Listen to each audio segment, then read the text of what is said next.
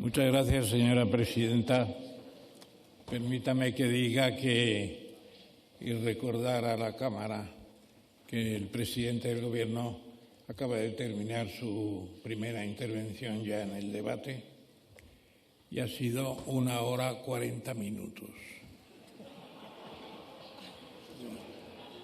Eso significa que tenemos todo el tiempo del mundo por delante.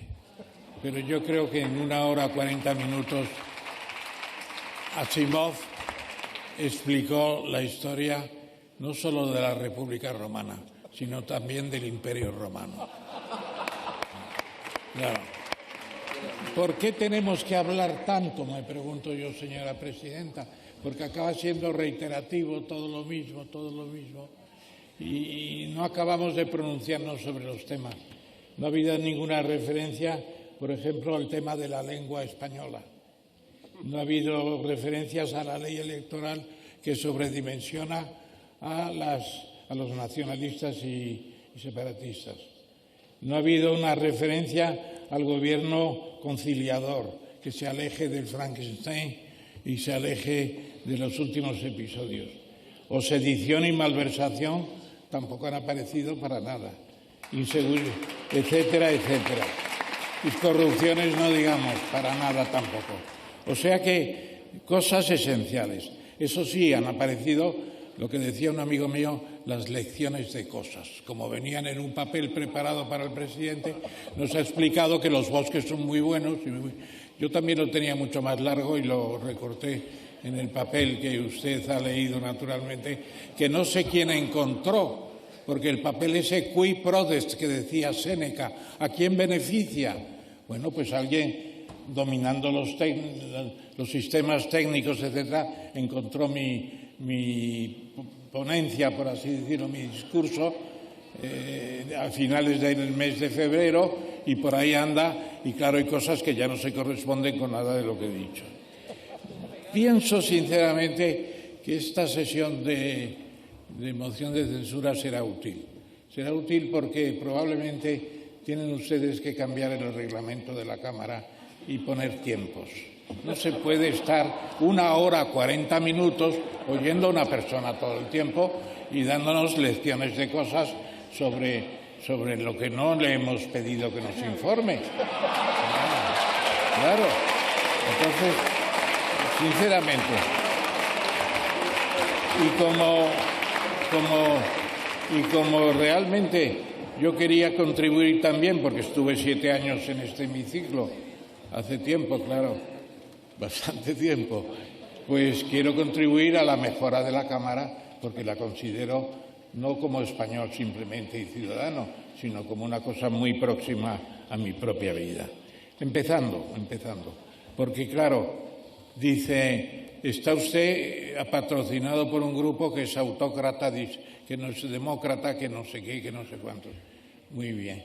Bueno, pero es un grupo que no ha hecho el levantamiento de la sedición como delito para beneficiar a unos amigos de la casa o para beneficiar a otros amigos de la casa, levanta el delito de la ¿cómo se llama? Malversación. La malversación. Hombre, es que eso, señor presidente, con todos los respetos que le tengo, le aseguro que eso sí que tendría que haber provocado una moción de disolución de Cortes, porque eso no se ha hecho ni en Polonia ni en Hungría. Levantar el Código Penal en función de las necesidades de una sola persona y de su deseo de poder, eso no ha existido en ningún sitio de Europa últimamente. Y yo le digo sinceramente, no veo que Vox esté en condiciones y vaya a hacer nada contra la Constitución, al contrario, está por la unidad de España, está por la monarquía parlamentaria, está por la bandera, etcétera, etcétera. Vamos a ver. Segunda cuestión histórica.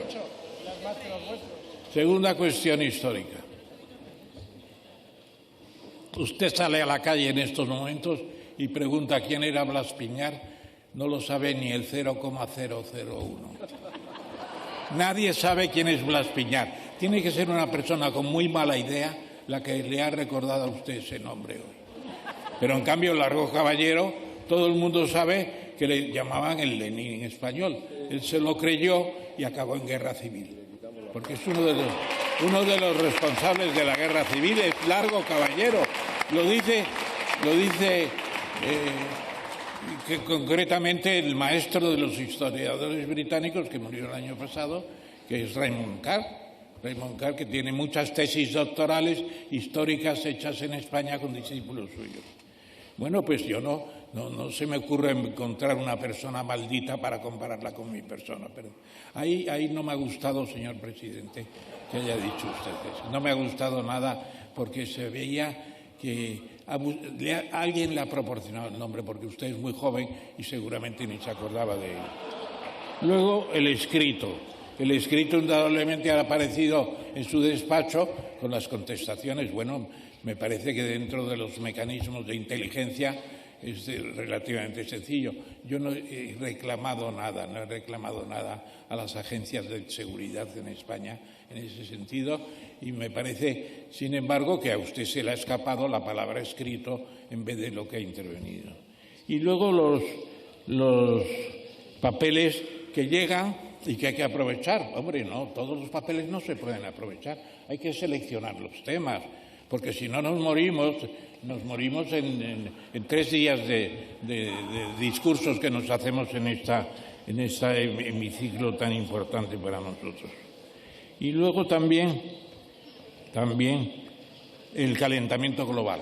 ¿Por qué no he hablado del calentamiento global? Seguramente porque en la conferencia de prensa que tuvimos el jueves pasado, pues estuve hablando del calentamiento global en las mismas Cortes todo el tiempo que me pidieron.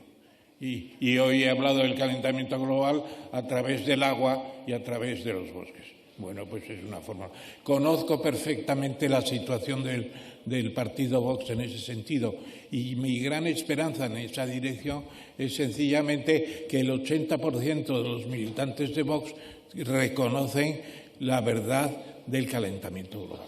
Es una estadística que no tenían ni ellos y que la he encontrado. Hombre, pues mire, se lo digo personalmente, espero que pronto silencio, por favor, sean estudiosos también de este tema. Y luego los 3 millones y medio de parados. ¿Pero qué es eso? Eso es un fenómeno antropológico que nadie quiere estudiar, ni los sindicatos, ni el Ministerio de Trabajo, ni nadie. ¿Por qué en España existen 3 millones y medio de parados y todos los hispanoamericanos que vienen encuentran trabajo al día siguiente? Y todos los que vienen de Marruecos encuentran trabajo al día siguiente. Y los españoles no encuentran trabajo. Hombre, ¿qué pasa? ¿Que somos malditos? Pues hay que estudiar eso. Ahí hay un problema sociológico importantísimo. Y usted lo sabe perfectamente. Y luego también la inseguridad jurídica.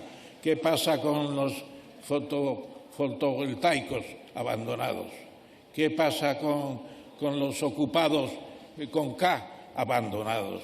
¿Qué pasa con los agentes judiciales? Que tenemos ahora millones de casos ocultos y envejeciendo en los archivos, etcétera, etcétera. Reconstruir eso, como decían antiguamente, requiere Dios y ayuda, porque solamente con ayuda no basta. Entonces va a ser tremendo. Como también usted acepta a los empresarios y se ve con ellos frecuentemente y me parece muy bien, pero lo que no puede decir es los poderosos con toda la carga que tiene esa palabra que usted ha empleado, refiriéndose precisamente a los que tienen que estar tributando en las partes más altas. No son los poderosos, son otros ciudadanos que resulta que han resuelto su vida con relativa éxito, etcétera. Ojalá todos pudiéramos estar en esa situación, por así decirlo. Le decían a Lula, tienes que acabar con los ricos. Dice, no, lo que tengo que acabar es con la pobreza. Los ricos no me molestan. Entonces, hay una versión. Y luego, el Sáhara. El Sáhara tampoco ha dicho nada. ¿Qué pasa con el Sáhara? Es que el Sáhara, de pronto regalar el Sáhara, porque España sigue siendo la potencia administradora delegada en Marruecos desde hace ya mucho tiempo, pero tiene una responsabilidad y el compromiso era el referéndum. ¿Qué pasa con el referéndum? ¿Se abandona toda la teoría anterior? ¿Por qué? Porque la ha tomado el presidente esa decisión y esta Cámara se ha enterado por la prensa, como todos los demás.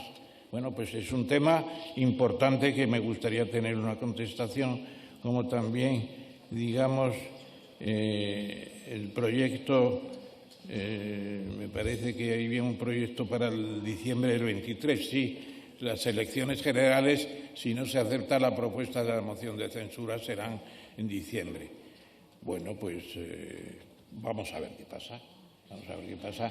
Yo creo que también esta moción de censura va a influir, porque vemos que esto es un poco el método Lendorf. Se contesta con unas proposiciones que no tienen nada que ver a las preguntas básicas que he ido desgranando últimamente en esta pequeña intervención.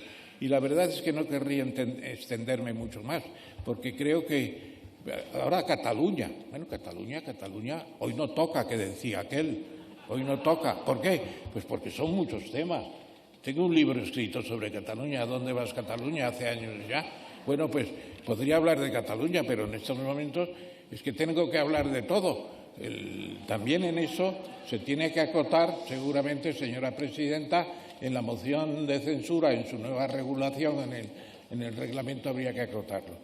En definitiva, lo que sí le agradezco, y lo digo en serio, es el buen tono en general.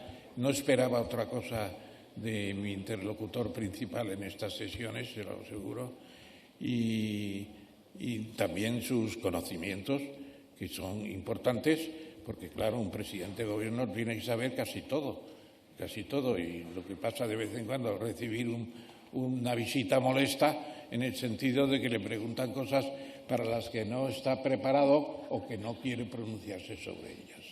Muchas gracias, señoras y señores diputados, y yo, por mi parte, no intervendría más en este tema si así se decide de común acuerdo. Muchas gracias. Gracias, señor candidato.